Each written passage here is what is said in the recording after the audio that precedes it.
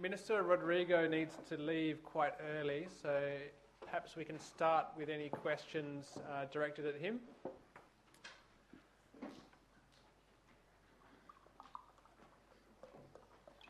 Edo.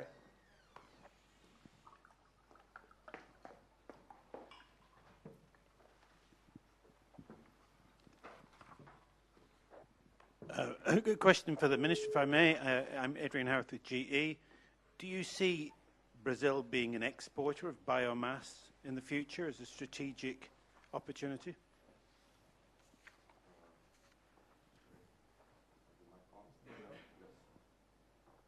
An exporter of biomass. Yes, I think. Well, we have, of course, as I was showing, one of the priorities to increase more and more biomass electricity generation. And we also see an opportunity with South American countries. For example, Brazil has already an integration plan with Argentina, Paraguay, with hydropower plants. And so if I would say, I would say that if we are to export in the future, we would begin with our neighbor countries, for sure. But in terms of ethanol, yes, Brazil is already an important player, as you know, and we would like also not only to export the biomass and the ethanol, but also work with other countries and developing new technologies for biomass and ethanol, but also the technical cooperation, as I mentioned, as I had the chance to mention in my presentation, specifically with the African countries, where we already have a presence. And BRAPAS, for example, I mentioned this agriculture research company, already has an office in Accra, in Ghana, and we've been developing different projects with African countries as well. So I think the international cooperation, and this is also part of part of our priorities in the energy policy of the Brazilian government as well.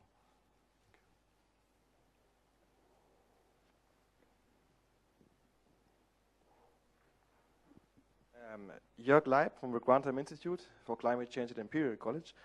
I have a question to the Minister as well. There were two slides where you described your energy consumption, electricity consumption projections, 2011 and 2020, and the shares. And what you said, that the share of renewable energy generation should go up from 46 to 47%, but at the same time, I think absolute energy generation should go up by 70%. So it's very impressive that you still want to keep the renewable energy share more or less constant, but at the same time, you will have a huge increase in absolute energy consumption. I just wondered, this means that if you keep the share of renewables constant, the high carbon share will be constant as well. And I wonder whether this will imply that Brazil will increase its CO2 emissions by 70% from 2011 to 2020. And I ask this because your former president in Copenhagen announced that you want to reduce CO2 emissions by actually almost 40%. How does this go together with plus 70 and minus 40 you promised?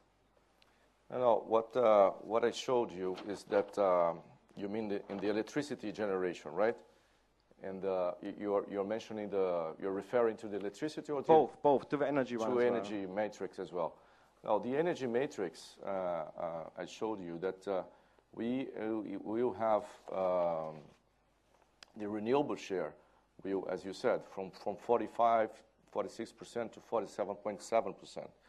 And this is perfectly in line with the goals that President Dilma has announced in Copenhagen, and at that time she was actually the chief of staff of President Lula, but also in the Rio +20, Brazil has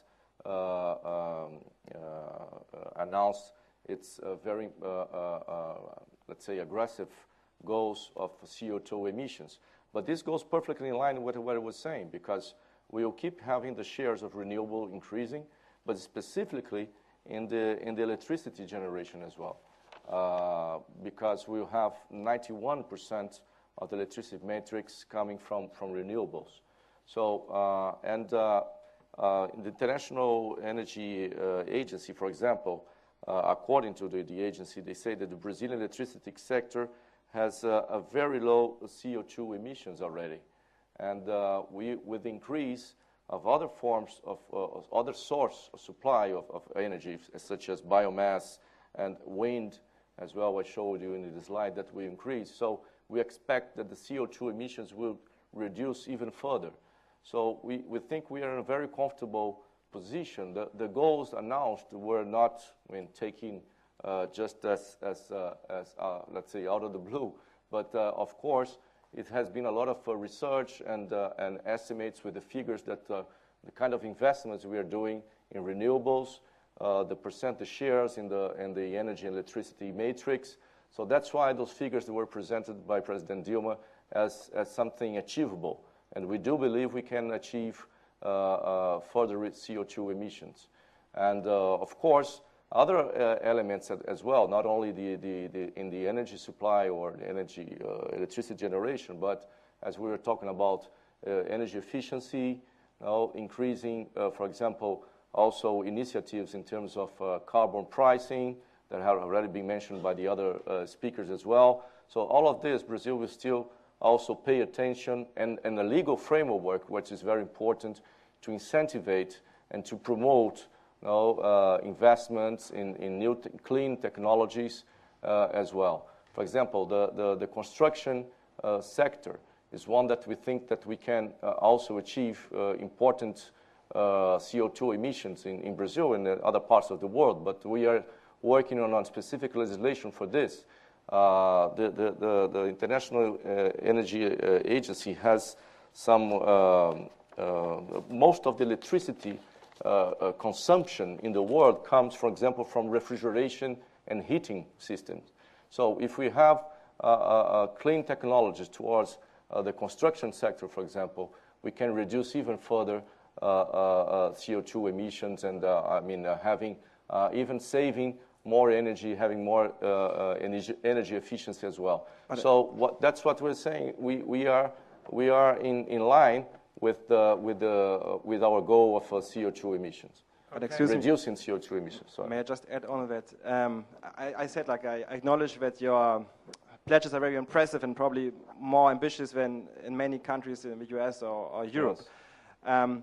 But you mentioned that you also want to increase energy efficiency, but this energy efficiency improvement should already be priced in this graph where you say your energy consumption increases by 70%. And if your share of oil and gas remains constant, there's not much when your CO2 emissions have to go up. It's just arithmetics. No, yes, there are other things that I didn't have the chance to tell you. But for example, also in agriculture, we have a lot of implementing sustainable agriculture practices, as well as reducing deforestation. So there are many other elements that contribute to CO2 emissions, not only in the energy distribution or the matrix of energy, the share of the renewables, but many other activities where Brazil is working and investing in order to contribute to the CO2 reductions. Okay? This is just an important, of course, part of our policy towards CO2 reductions, but it's not the only one, of course. Thank you. Okay, so we're running a bit short of time here, so I'd like to open up to all the panel. So please, any questions to any panel member?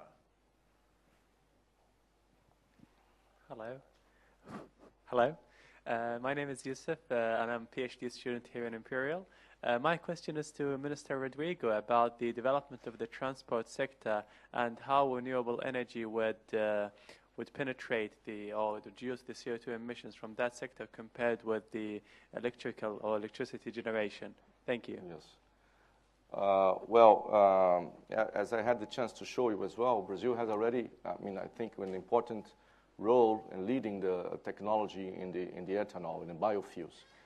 And this is not only for the light vehicles, but also the biodiesel for trucks and buses, for example.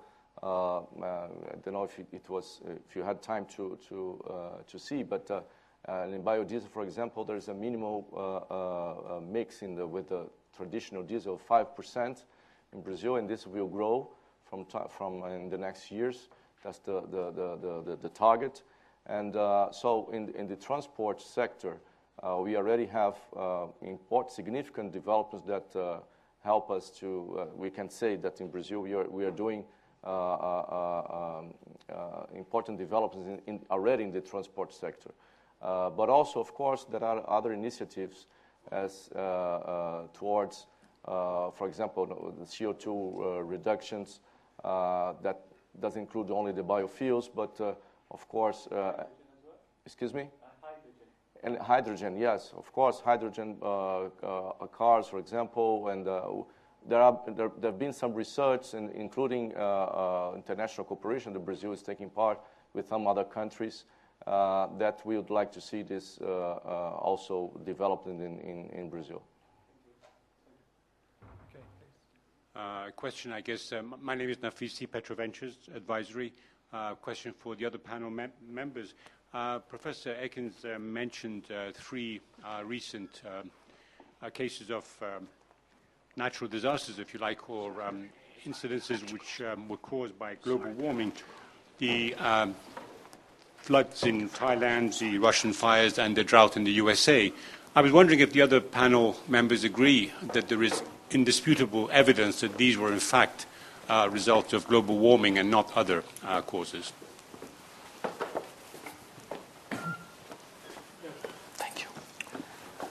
Yes, perhaps I could just clarify that I didn't say it was a result of global warming. What I said was that those are the kinds of effects that climate scientists say will become more likely and more common and more extreme.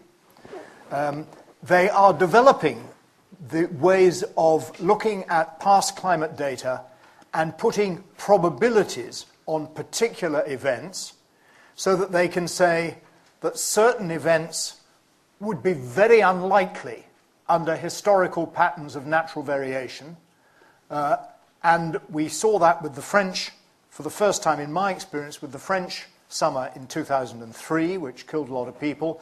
And they're starting to do that now with these other various extreme events around the world. No one is going to be able to say for certain that these events are due to climate change, anthropogenic climate change. But what the climate scientists are becoming able to say is that these kinds of events are what the models suggest will become more likely, more frequent, and more extreme. And at some point, I suggest policymakers need to wake up and say, well, actually, that's what the climate scientists have been saying for 15 years. That begins to be what we're now seeing happening around the world. It's time we do something about that. But I'll let my colleagues comment. Yeah, no, just to reinforce that, what climate scientists have always said is exactly what Paul just said, that we don't know whether any individual event is caused by climate change, but these are the events that one would associate with it. So they are consistent with the model predictions. But increasingly, you start seeing the most courageous or foolhardy, whatever they are, scientists starting to say that the probability that we have this sort of number of events of that type, the probability that these must be related to climate change is increasing. But the IPCC and the main body of opinion is still very cautious about assigning human causes to these events. I think from our perspective, we deal with the facts. So I'm not going to speculate on what's the cause. All I can tell you is there's definitely an increase in natural disasters around the world, especially in our industry, and this is something that we're starting to study with a bit more thought, if you will. Okay, Nick Smart from Wood Group. My question's probably for Magued, and it relates to private sector dialogue with developing countries. How effective do you think that is in changing and developing energy policy, renewable energy policy, so that to create the sort of investment climate that's appropriate for private sectors to get involved? I think very effective. I think with emerging markets, we within our company, we have created a government policy group which is really driving, if you will, the advocacy with all of the governments. And I think the benefit that we bring in from a GE perspective, because we're a global company, we get to see, what's happening in different parts of the world, so we can translate and relate, if you will, some of the experiences from one place to another effectively. So I think I would say we've been quite effective. It's obviously limited by the political environment and the environment that you're dealing with. So it's probably more effective in a place like China, where the decision making is very clear, versus other parts of the world where, I mean, it gets stuck in the politics, if you will, of that country.